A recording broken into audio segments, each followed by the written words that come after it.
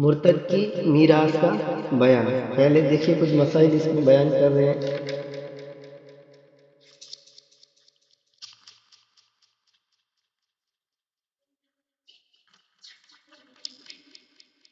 جو شخص اسلام کے بعد ایسے امر کا انکار کرے جو ضروریات دین سے ہو، یعنی ایسا قول یا فعل کرے جس کی وجہ سے قائل یا فاعل کافر ہو جاتا ہے، اسے مرتد کہتے ہیں۔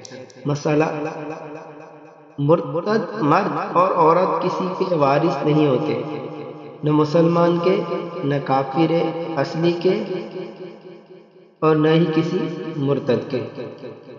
دو، مرتد پر اسلام پیش کیا جائے گا۔ اگر وہ مہلت چاہے تو 3 دن کی مہلت دی جائے گی۔ اگر اسلام لے آئے تو ٹھیک، ورنہ سلطان اسلام اسے قتل کر دے گا۔ البتہ مرتدہ کو قتل نہیں کیا جائے گا، یعنی عورت جو مرتد ہو جائے، بلکہ اسے قید کیا جائے گا یہاں تک کہ اسلام لائے یا مر جائے۔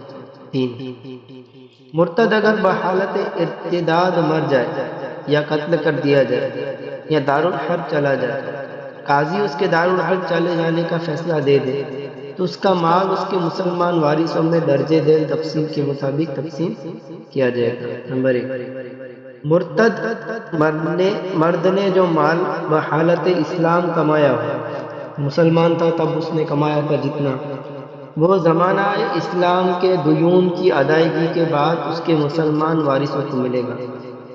ظاہر ہے پہلے تو قرض ادا کرنا ہوتا ہے، تو اسلام کے حالت میں اس نے جتنے سے قرض لیا تھا، جتنا لیا تھا پہلے وہ ادا کر دیا جائے گا، اور اس کی ادائیگی کے بعد کیا ہے، جو ان کے مسلمان وارثین ہوں گے ان کو ملے گا۔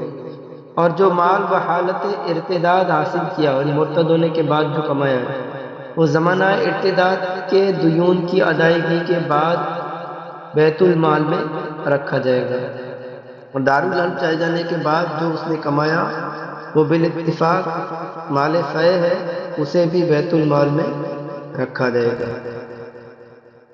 2، مرتدہ کا مال اس کے مسلمان وارثوں کو ملے گا، خواہ ارتداد سے پہلے کا ہو یا بعد کا۔ مرتد عورت اس کا مسلمان وارثوں کو ہی ملے گا۔ چلیے، بسم اللہ الرحمن الرحیم۔ اسیر، قیدی کی میراث کا بیان۔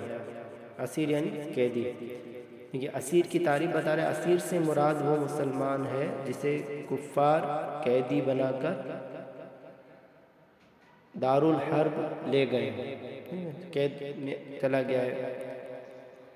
اب دیکھیے، اگر ایسا شخص جو قید میں ہے تو اس کے لیے کیا احکام ہوں گے، وہ اس کے بارے میں بتا رہے ہیں۔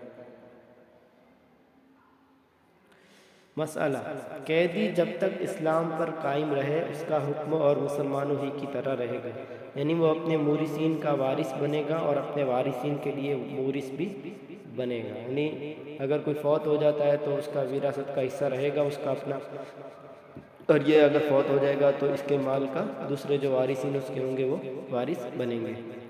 مسئلہ 2، قیدی اگر معاذ اللہ مرتد ہو جائے تو اس پر مرتد کے احکام جاری ہوں گے، اس کو ہم پیچھے پڑ چکے، اور ردت کی بنا پر موت کا حکم اس وقت ثابت ہوگا جب قضائے قاضی ہو چکے، قاضی جب فیصلہ سنا چکے تب اس کو ہم مردہ سمجھ لیں گے اور پھر مال تقسیم ہو جائے گا۔ مسئلہ 3، اگر قیدی کا مرتد ہونا معلوم نہ ہو، نہ اس کی موت و حیات کا علم ہو، تو اس پر مفقود کے احکام جاری ہوں گے۔ ایک ساتھ فوت ہو جانے والوں کی میراث کا بیان۔ دب کر، ڈوب کر، جل کر یا کسی بھی حادثے میں اگر ایک سے زائد رشتہ دار ایک ساتھ انتقال کر جائیں، یا انتقال تو ایک ساتھ نہ کریں مگر یہ معلوم نہ ہو کہ کون پہلے مرا اور کون بعد میں، تو حکم یہ ہے کہ ان میں آپس میں کوئی کسی کا وارث نہیں ہوگا، اور ہر ایک کا مال اس کے زندہ وارثوں میں حسب قواعد میراث تقسیم کیا جائے گا۔ تو یہ بالکل واضح سا مسئلہ ہے۔ اب ایک ساتھ بہت سارے ایسی آفات آ جاتی ہیں، ٹھیک ہے، جیسے ارتھ آ جاتا ہے، دھرتی کم ہو جاتا ہے، بعض اوقات کشتی میں جا رہے ہوتے ہیں سب ڈوب جاتے ہیں، یا کہیں آگ لگ جاتی ہے اور ایک ساتھ بہت سارے لوگ ہلاک ہو جاتے ہیں، جل جاتے ہیں۔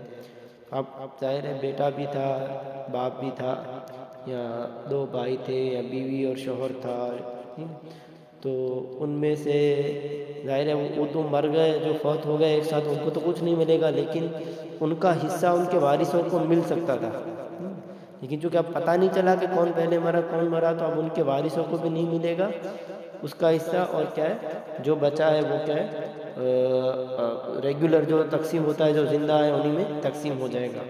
اب دیکھیں یہاں پر ایک مسئلہ دیا ہوا ہے، دو بھائی ایک ساتھ انتقال کر گئے اور دونوں نے ایک بیٹی، ماں اور ایک چچا وارث چھوڑا، اور دونوں کے پاس 90 دینار تھے، تو دونوں کے ترکے سے ماں کو 15 دینار، چچا کو 30 دینار، اور ہر بیٹی کو اپنے باپ سے 45 دینار ملیں گے۔ چلیے اس کو میں آپ کو تخریج بتاتا ہوں۔ اب دیکھیے بیٹا ہے تو بیٹی اس کے چچا اور ماں ہے، ٹھیک ہے، تو بیٹی کو نصف ملتا ہے، چچا اسبہ بنے گا، ماں سدس لے گی، تو نصف 3 ہو جائے گا، اسبہ ماں کو 1 ملے گا اور چچا باقی 2 اسبہ کے طور پر لے لیں گے۔ اب 90 دینار ہے اور 6 سے مسئلہ بنا ہے، تو 90 کو تقسیم کر دیں گے 6 پر، تو 15 ہو جائیں گے۔ اب 15 کو ہر ایک کے حصے سے ضرب دیں گے تو 15 تیری 45، یہ بیٹی کا ہو جائے گا، چچا کا 30 ہو جائے گا اور ماں کا 15 ہو جائے گا۔ اب دیکھیے اگر یہ تو اس وقت تھا کہ جب بیٹا اور جو باپ تھے وہ کیا ہے ایک ساتھ فوت ہو گئے، یا پھر کون پہلے فوت ہو پتہ نہ چلا تو یہ صورت ہوگی۔ اگر باپ زندہ ہوتا، ٹھیک ہے، پہلے یا بیٹا پہلے مرتا پھر باپ مرتا، تو ظاہر ہے بیٹے کا جو وراثت تقسیم ہوتی وہ نیچے کے اعتبار سے ہوگی، جو چچا کو مل رہا ہے وہ باپ کو مل جاتا، چچا محجوب ہو جاتا، ٹھیک ہے، اور باپ بعد میں مرا ہے تو پھر باپ کا جو حصہ ہوگا وہ کیا ہے آپ جو باپ کے وارثین ہوں گے دوسرے ان تک منتقل ہو جائے گا، جو ہم نے مناسخہ میں جس طرح سے کیا تھا اسی طرح پھر یہ ہو جائے گا۔